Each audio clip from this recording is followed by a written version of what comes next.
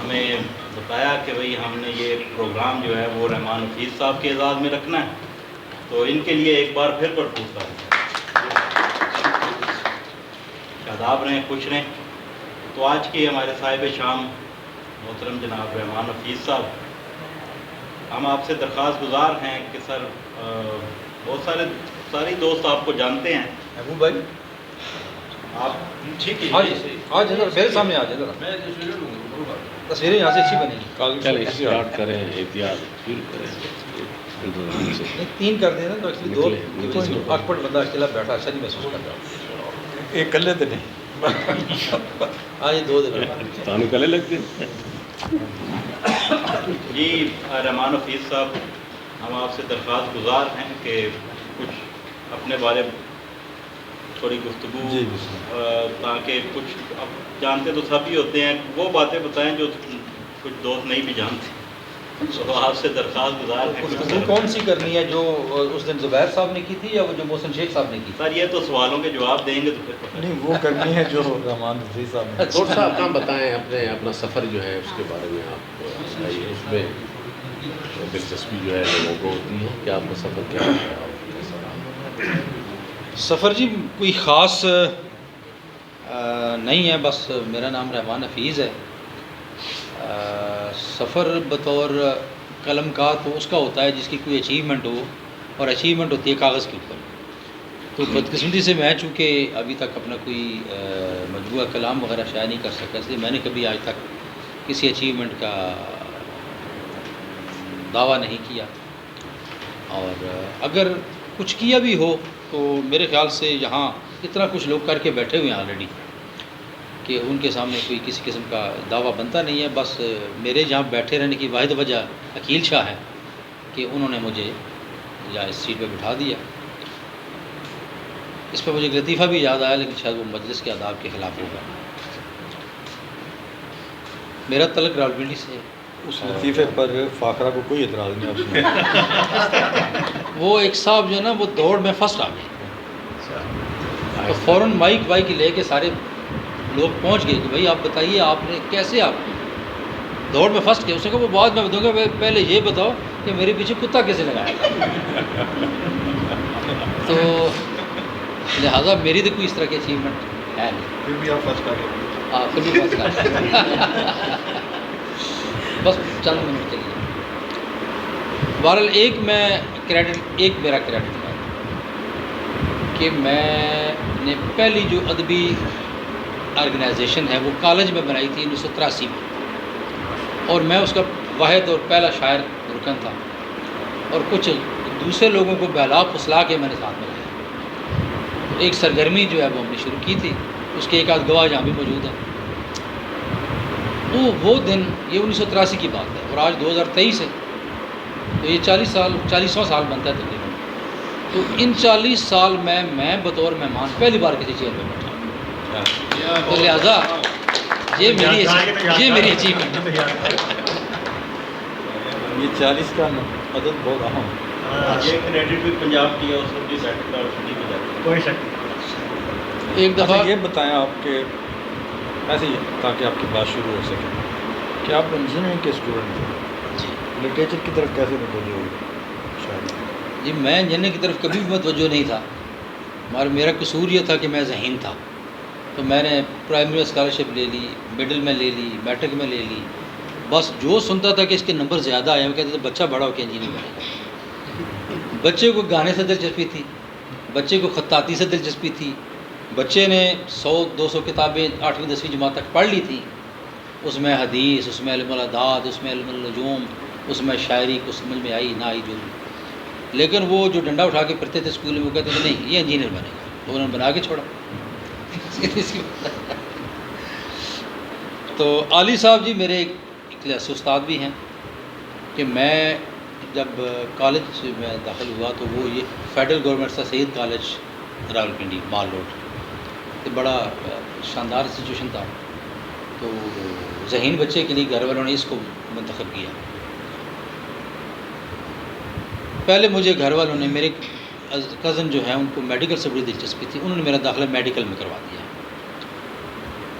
وہ جب پہلے دن انہوں نے میڈک میں پکڑائے کہ ان کا آپریشن کریں، تو میں تو پورے دن بھاگ گیا وہاں سے کلاس سے.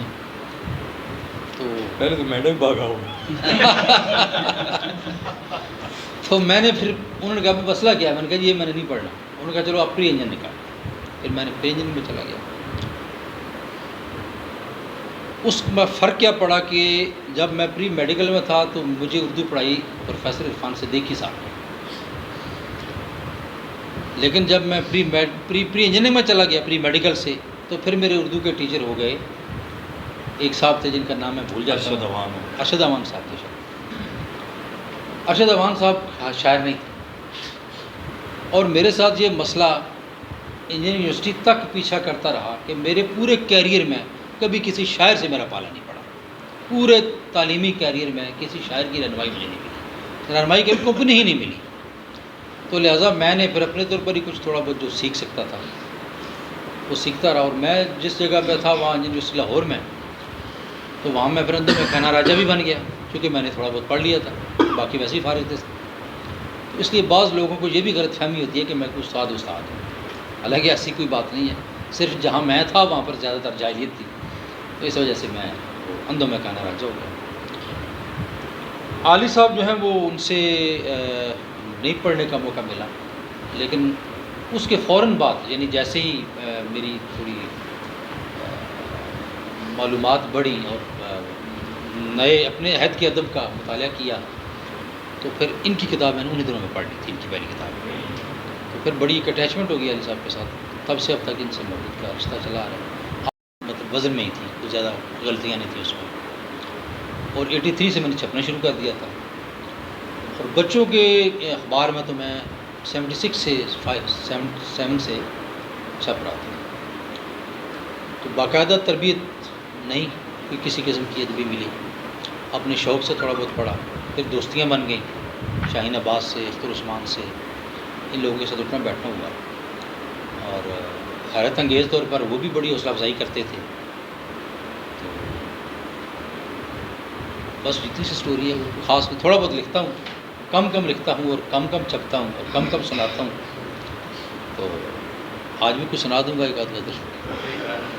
یہ ہے اتنی سی سٹوری ہے. بس اتنا کم کیوں لکھا آپ نے؟ بس کوئی مواقع نہیں ملے اتنے زیادہ لکھنے کی. سچی بات ہے وہ لکھنے پڑھنے سے آپ کا اپنی فیلڈ سے تعلق ہے نا. آپ لوگ زیادہ تر وہ خوش قسمت لوگ ہیں کہ جن کا تعلق جو ہے نا وہ لکھنے پڑھنے سے ہی، نہیں آپ کا روزگار بھی اسی سے وابستہ ہے. تو ہمارے ساتھ یہ سہولت مجھے حاصل نہیں رہی. میں 1992 میں گھر سے نکلا روزگار کے سلسلے میں. تعلیم کے سلسلے میں میں اپنے گاؤں سے 1980 میں نکلا تھا اور آج تک واپس نہیں گیا. اور روزگار کے لیے میں 92 میں پولستان گیا تھا اور میں 2002 میں وہاں سے واپس آیا. تو میری فیلڈ ایسی تھی، ہم موٹر ویز بناتے تھے، ہائی ویز، تو جنگلوں میں ہی رہتے تھے. بس اس زمانے میں موبائل بھی نہیں تھا، ادبی پرچے نہیں ملتے تھے، ٹی وی اسٹیشن نہیں تھا، کوئی کسی قسم کی کوئی کمیونیکیشن نہیں تھی، صرف خط تھے. تو میرے پاس جو ہے اس طرح دوستوں کے لکھے ہوئے خط کافی تعداد میں پڑے ہوتی، مشاہیر کے بھی بلکہ اس میں کوئی دکا فتوح اس میں ہوتی ہوں. اتنے مواقع نہیں ملے. اور اس کے بعد پھر زندگی جب اس طرف آباد علاقوں کی طرف آئے تو مصروف بہت ہوگی زندگی. تو کچھ ٹیمپرامنٹ کا بھی مسئلہ ہے میرے خیال سے، کچھ بدقسمتی کہہ لیں اس کو، بس کوتاہی کہہ لیں، یہ بھی مناسب سمجھا. سوالات کریں. تو سر انحراف سے کیسا تعلق آپ کا بنا، وہ کیسے رشتہ شروع ہوا؟ انحراف جی ایک تنظیم تھی جو کچھ لوگوں نے بنائی تھی مجھ سے پہلے اسلام آباد میں. وہ کچھ چینج لانا چاہ رہے تھے ادبی حلقوں میں کہ یہ بہت ہی یعنی روٹین کے جو معمولات ہیں نا وہ ختم کیے جائیں. تو میں نے تھوڑا بعد میں ان سے شامل ان کے ساتھ میں ہوا. ان کو اندازہ ہو گیا کہ یہ شریف آدمی ہے، اس کو بھی زیادہ پتہ نہیں ہے ان باتوں کا. تو وہ میرے گلے میں یہ ڈھول ڈال کے نا خود فرار ہو گیا سارا. تو پیچھے میں بچ گیا. تو ابھی میں یہ ڈھول بجاتا رہتا ہوں. یہ اور کوئی حفیظ صاحب آپ UET لاہور کا اسکپ کر گئے ہیں، وہاں کا بھی ماحول اور وہاں کا جو تعلق. جی UET لاہور میں جی میرا ایڈمیشن ہوا تھا 1986 میں. تو وہاں پر ادب نام کی کوئی چیز نہیں. نہ کوئی لکھنے والا تھا وہاں پر. کوئی اگر ذاتی حیثیت میں کوئی لکھنے والا کبھی ہوا ہوگا جیسے کہ فیصل اجمی صاحب، لیکن فیصل اجمی صاحب کو فیصل اجمی کے نام سے یو ٹی میں کوئی نہیں جانتا، نہ ان کی کوئی پریزنس ہے، نہ ریکارڈ پر نہ آدھی ریکارڈ، کوئی نہیں جانتا. کوئی اتفاق ہے کہ وہ لکھتے تھے، لکھتے رہے ہوں گے، ہو سکتا ہے اس وقت. یہ ان کا اصلی نام میرا خیال نہیں ہوگا. اس لیے نہیں. میں جب وہاں پر گیا تو میری خواہش تھی کہ یہاں پر ادبی سرگرمی ہونی چاہیے، لیکن کوئی ساتھ دینے والا نہیں تھا. بڑی مشکل سے کچھ چند دوست ملے جو تھوڑا بہت پنجابی ادب سے تعلق رکھتے تھے. انہیں میں نے قائل کیا کہ ہمیں کوئی سرگرمی ادبی کرنی چاہیے. خیر کوئی پنڈی سے میں تھوڑا بہت حلقوں میں دیکھ کے گیا تھا. اقبال حال میں شریک ہوتا تھا کبھی کبھی میں حلقہ اور ذوق کے اجلاس میں، اور علی صاحب، یوسف حسن، نجمی صدیقی، ارشدی، ان کی محفلوں میں بھی تھوڑا بہت کبھی کا دکا واقع ملے تھے. وہاں پر ایک خوف کی فضا تھی. ان دنوں میں طلبہ یونین نہیں ہوتی تھی، تو اگر کوئی بندہ کوئی اپنا الگ سے کوئی پلیٹ فارم بناتا تھا تو اس کو مشکل پیش آتی تھی. تو ہم نے حوصلے میں تو ہمیں یہ کام کوئی کرنے دیتا نہیں تھا. ہم پھر رات عشاء کی نماز کے بعد کسی ڈپارٹمنٹ کا کوئی کمرہ کھول کے اس میں چھپ کے بیٹھتے تھے. اس میں ہمیں ایک معاونت حاصل تھی کہ غیاث چودھری صاحب پنجابی کے کوئی شوق رکھنے والے شاعر تھے، وہ یو ٹی میں ملازم تھے.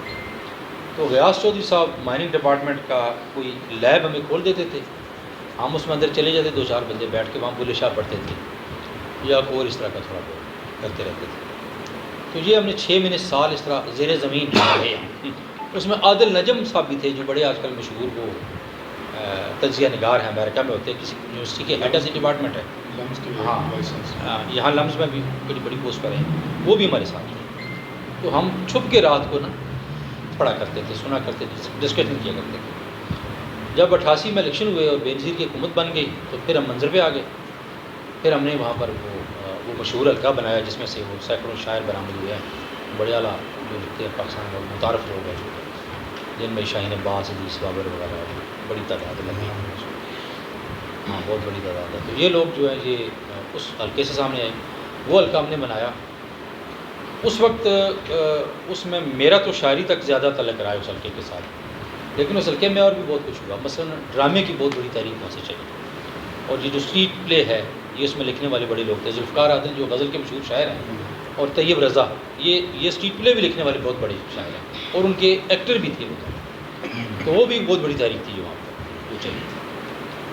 تو میں ان کے وہ ذرا یہ تمام لوگ جن کے میں یعنی جن کے ساتھ وابستہ رہا، ان کی کوئی نہ کوئی انتہائیں تھیں. کوئی بہت زیادہ سوشلسٹ تھا، کوئی بہت زیادہ مولوی تھا، کوئی بہت زیادہ یعنی آرٹ کی طرف تھا، کوئی بہت زیادہ انجینئرنگ کی طرف تھا.